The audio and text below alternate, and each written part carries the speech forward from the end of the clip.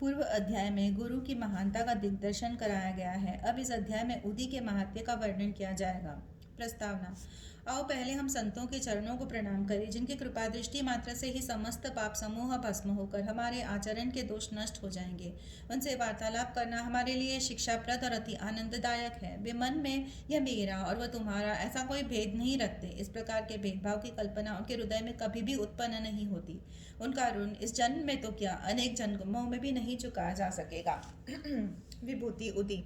ये सर्वविदित है कि बाबा उन सबसे दक्षिणा लिया करते थे तथा उस धनराशि में से दान दे करने के पश्चात जो कुछ भी शेष बचता उसे वे ईंधन मोल लेकर सदैव धूनी प्रज्वलित रखते थे।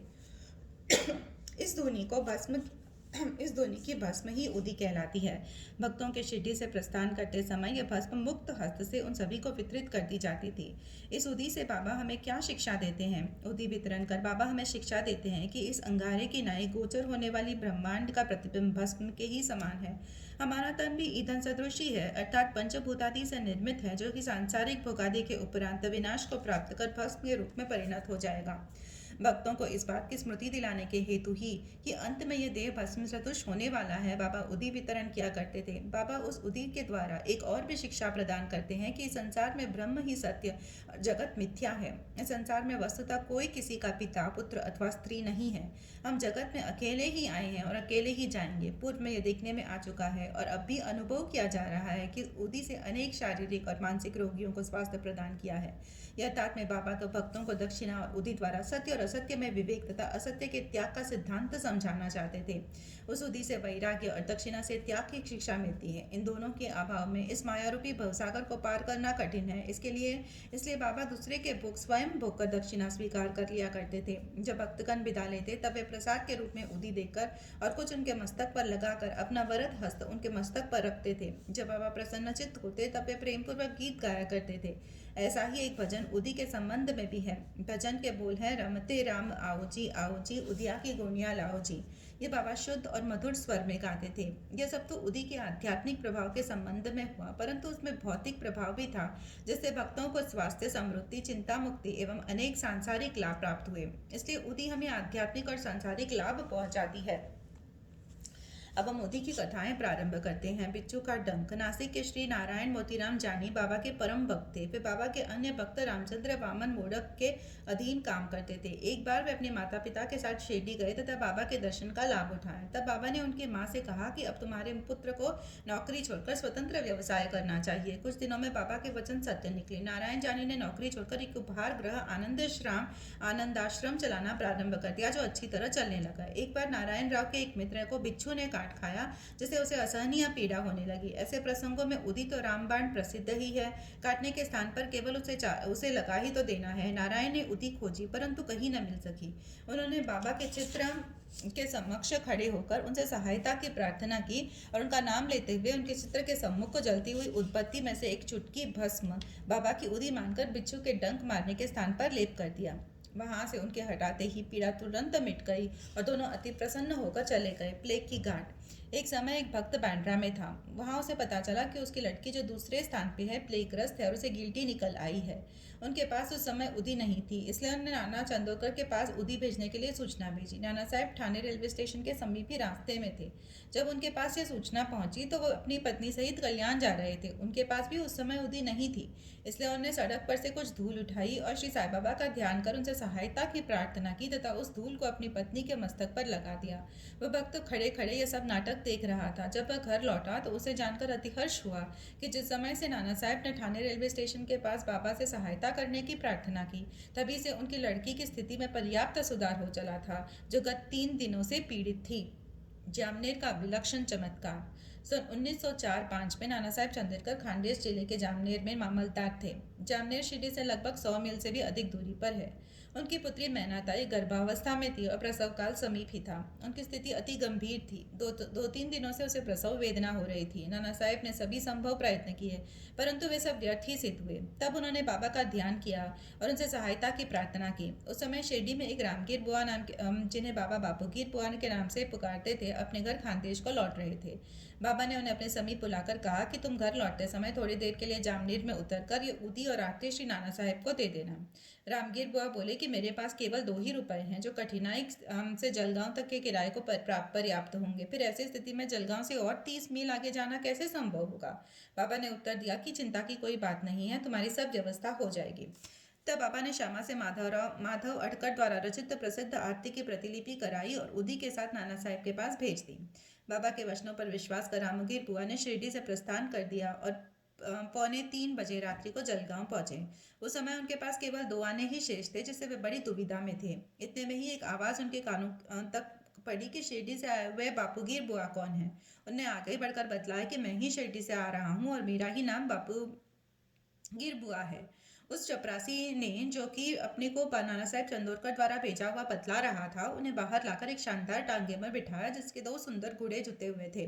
अब वे दोनों रवाना हो गए। तांगा बहुत वेग से चल रहा था। प्रातःकाल वे एक नाले के समीप पहुंचे जहां तांगे वाले ने तांगा रोककर घोड़ों को पानी पिलाया। इसी बीच चपरासी ने रामगीर बुआ से थोड़ा सा नाश्ता करने को कहा। उनकी दाढ़ी मूछे तथा अन्य वेशभूषा से उसे मुसलमान समझकर उन्हें जलपान करना अस्वीकार कर दिया। तब उस चपरासी ने कहा कि मैं गढ़वाल का क्षत्रिय वंशी हिंदू हूँ। यह सब नाना साहेब ने आपके लिए ही भेजा है तथा इसमें आपको कोई आपत्ति और संदेह नहीं करना चाहिए। तब वे दोनों जलपान कर पुनः रवाना हुए और सूर्योदय काल में जामनेर पहुंच गए। रामगीर बुआ लघुशंका को गए और थोड़ी देर में जब वे लौटकर आए तो क्या देखते हैं कि वहां न तांगा था, न तांगे वाला और न तांगे के घोड़े। उनके मुख से एक शब्द भी नहीं निकल सका। वे समीप ही कचहरी में पूछताछ करने गए और वहां उन्हें पता चला कि इस समय मामलतदार घर पर ही हैं। वे नाना साहेब के घर गए और उन्हें बताया कि मैं शिरडी से बाबा की आरती और उदी लेकर आ रहा हूँ। उस समय मैनाताई की स्थिति बहुत ही गंभीर थी और सभी को उसके लिए बड़ी चिंता थी। नाना साहेब ने अपनी पत्नी को बुलाकर उदी को जल में मिलाकर अपनी लड़की को पिला देने और आरती करने को कहा। उन्हें सोचा कि बाबा की सहायता बड़ी सामयिक है। थोड़ी देर में ही समाचार प्राप्त हुआ कि प्रसव कुशलतापूर्वक होकर समस्त पीड़ा दूर हो गई है। जब रामगीर बुआ ने नाना साहेब को चपरासी, तांगा तथा जलपान आदि रेलवे स्टेशन पर भेजने के लिए धन्यवाद दिया तो नाना साहेब को यह सुनकर महान आश्चर्य हुआ और वे कहने लगे कि मैंने न तो कोई तांगे या चपरासी ही भेजा था और न ही मुझे शिरडी का आपके पधारने का कोई पूर्व सूचना ही थी। ठाणे के सेवा निवृत्त श्री बीवी देव ने नाना साहेब चंदोरकर के पुत्र बापू साहेब चंदोरकर और शिरडी के रामगीर बुआ से इस संबंध में बड़ी पूछताछ की और फिर संतुष्ट होकर साइला पत्रिका में यह सुंदर रचना प्रकाशित की। निम्नलिखित प्रसंग रामगीर बुआ के कथानुसार उद्धृत किया जाता है। एक दिन मुझे बाबा ने अपने समीप बुलाकर एक उदी की पुड़िया और एक आरती की प्रतिलिपि देकर आज्ञा दी कि जामनेर जाओ और ये आरती तथा उदी नाना साहेब को दे दो। मैंने बाबा को बताया कि मेरे पास केवल 2 रुपये ही हैं जो कि कोपरगांव से जलगांव जाने और फिर वहां से बैलगाड़ी द्वारा जामनेर जाने के लिए अपर्याप्त हैं। बाबा ने कहा, अल्लाह देगा। शुक्रवार का दिन था। मैं शीघ्र ही रवाना हो गया। मैं मनमाड़ 6:30 सायंकाल और जलगांव रात्रि के 2:55 पर पहुंचा। उस समय प्लेग निवारक आदेश जारी था जिससे मुझे असुविधा हुई और मैं सोच रहा था कि मैं जामनेर कैसे पहुंचूं। रात्रि को 3 बजे एक चपरासी आया जो पैर में बूटे पहन कर हुए था, सिर पर पगड़ी बांधे व अन्य पोशाक भी पहने था। उसने मुझे तांगे में बिठा लिया और तांगा चल पड़ा। मैं उस समय भयभीत सा हो रहा था। मार्ग में भगूर के समीप मैंने जलपान किया। जब प्रातःकाल जामनेर पहुंचा तब उसी समय मुझे लघुशंका करने की इच्छा हुई। जब मैं लौट कर आया तब देखा कि वहां कुछ भी नहीं है। तांगा और तांगे वाला अदृश्य है। नारायण राव। भक्त नारायण राव को बाबा के दर्शनों का 3 बार सौभाग्य प्राप्त हुआ। सन 1918 में बाबा के महासमाधि लेने के 3 वर्ष पश्चात वे शिरडी जाना चाहते थे, परंतु किसी कारणवश उनका जाना नहीं हो सका। बाबा के समाधिस्थ होने के 1 वर्ष के भीतर ही वे रुग्ण हो गए। किसी भी उपचार से उन्हें कोई लाभ नहीं हुआ। तब उन्होंने 8 प्रहर बाबा का ध्यान करना प्रारंभ कर दिया। एक रात को उन्हें स्वप्न हुआ। बाबा एक गुफा में से उन्हें आते हुए दिखाई पड़े और सांत्वना देकर कहने लगे, घबराओ नहीं, तुम्हें कल से आराम हो जाएगा और 1 सप्ताह में ही चलने फिरने लगोगे। ठीक उतने ही समय में नारायण राव स्वस्थ हो गए। अब यह प्रश्न विचारणीय है कि क्या बाबा देहधारी होने से जीवित कहलाते थे और क्या उन्होंने देह त्याग दी इसलिए मृत हो गए? नहीं, बाबा अमर हैं क्योंकि वे जीवन और मृत्यु से परे हैं। एक बार भी अनन्य भाव से जो उनकी शरण में जाता है वह कहीं भी हो उसे वे सहायता पहुंचाते हैं। वे तो सदा हमारे बाजू में ही खड़े हैं और चाहे जैसा रूप लेकर भक्त के समक्ष प्रकट होकर उसकी इच्छा पूर्ण कर देते हैं।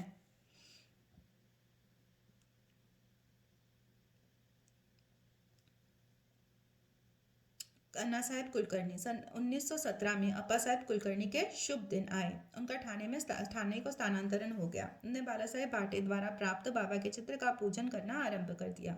उन्हें सच्चे हृदय से पूजा की। वे हर दिन फूल, चंदन और नैवेद्य बाबा को अर्पित अर्पित करते, उनके दर्शनों की बड़ी अभिलाषा रखते थे। इस संबंध में इतना ही तो कहा जा सकता है कि उत्सुकता पूर्वक बाबा के चित्र को देखना ही बाबा के प्रत्यक्ष दर्शन करने के सदृश है। नीचे लिखी कथा से ये बात स्पष्ट होती है। बालाबुआ सुतार बम्बई में एक बालाबुआ नाम के संत रहते थे, जो कि अपनी भक्ति, भजन और आचरण के कारण आधुनिक तुकाराम के नाम से विख्यात थे। सन 1917 में वे शिरडी आए। जब उन्हें बाबा को प्रणाम किया तो बाबा कहने लगे कि मैं तो इन्हें 4 वर्षों से जानता हूँ। बालाबुआ को आश्चर्य हुआ और उन्हें सोचा कि मैं तो प्रथम बार ही शिरडी आया हूँ, फिर यह कब से कैसे संभव हो सकता है। गहन चिंतन करने पर उन्हें स्मरण हुआ कि 4 वर्ष पूर्व उन्होंने बम्बई में बाबा के चित्र को नमस्कार किया था। उन्हें बाबा के शब्दों की यथार्थता का बोध हो गया और वे मन ही मन कहने लगे कि संत कितने सर्वव्यापक और सर्वज्ञानी होते हैं तथा अपने भक्तों के प्रति उनके हृदय में कितनी दया होती है। मैंने तो केवल उनके चित्र को ही नमस्कार किया था, तो भी यह घटना उनको ज्ञात हो गई। इसलिए उन्होंने मुझे इस बात का अनुभव कराया कि उनके चित्र को देखना ही उनके दर्शन करने का सदृश है। अब हम अप्पा साहब की कथा पर आते हैं। जब वे ठाणे में थे तो उन्हें भिवंडी दौरे पर जाना पड़ा, जहां से उन्हें 1 सप्ताह में लौटना संभव न था। उनकी अनुपस्थिति में तीसरे दिन उनके घर में निम्नलिखित विचित्र घटना हुई। दोपहर के समय अप्पा साहब के गृह पर एक फकीर आया, जिसकी आकृति बाबा के चित्र से बिल्कुल मिलती जुलती थी। श्रीमती कुलकर्णी तथा उनके बच्चों ने उनसे पूछा कि आप शिरडी के श्री साई बाबा तो नहीं हैं। इस पर उत्तर मिला कि वे तो साई बाबा के आज्ञाकारी सेवक है और उनकी आज्ञा से ही आप लोगों की कुशल क्षेम पूछने को आए हैं। फकीर ने दक्षिणा मांगी तो श्रीमती कुलकर्णी ने उन्हें 1 रुपया भेंट किया। तब फकीर ने उन्हें उदी की एक पुड़िया देते हुए कहा कि उसे अपने पूजन में चित्र के साथ रखो। इतना कहकर वे वहां से चला गया। अब बाबा की अद्भुत लीला सुनिए। भिवंडी में अप्पा साहब का घोड़ा बीमार हो गया, जिससे वे दौरे पर आगे न जा सके। तब उसी शाम को वे घर लौट आए। घर जाने पर उनकी पत्नी के द्वारा फकीर के आगमन का समाचार प्राप्त हुआ। उन्हें मन में थोड़ी अशांति सी हुई कि मैं फकीर के दर्शनों से वंचित रह गया तथा पत्नी द्वारा केवल 1 रुपया दक्षिणा देना उन्हें कुछ अच्छा नहीं लगा। वे कहने लगे कि यदि मैं उपस्थित होता तो मैं 10 रुपए से कम कभी नहीं देता। तब वे फिर भूखे ही फकीर की खोज में निकल पड़े। उन्होंने मस्जिद एवं अन्य कई स्थानों पर खोज की, परंतु उनकी खोज व्यर्थ ही सिद्ध हुई। पाठक अध्याय 32 में कहे गए बाबा के वचनों को स्मरण करें कि भूखे पेट ईश्वर की खोज नहीं करनी चाहिए। अप्पा साहब को शिक्षा मिल गई। वे भोजन के उपरांत जब अपने मित्र श्री चित्रे के साथ घूमने को निकले, तभी थोड़े ही देर जाने पर उन्हें उनके सामने से एक फकीर द्रुत गति में आता हुआ दिखाई पड़ा। अप्पा साहब ने सोचा कि तो वही फकीर प्रतीत होता है जो आज मेरे घर आया हुआ था तथा उसकी आकृति भी बाबा के चित्र के अनुरूप ही है। फकीर ने तुरंत ही हाथ बढ़ाकर दक्षिणा मांगी। अप्पा साहब ने उन्हें 1 रुपया दे दिया। तब वह और मांगने लगा।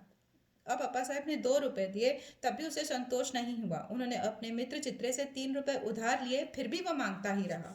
तब अप्पा साहब ने उसे घर चलने को कहा। सब लोग घर पर आए और अप्पा साहब ने उन्हें 3 रुपए और दिए, अर्थात कुल 9 रुपए। फिर भी वह असंतुष्ट प्रतीत होता था और मांगे ही जा रहा था। तब अप्पा साहब ने कहा कि मेरे पास तो 10 का नोट है। तब फकीर ने नोट ले लिया और 9 रुपए लौटा कर चला गया।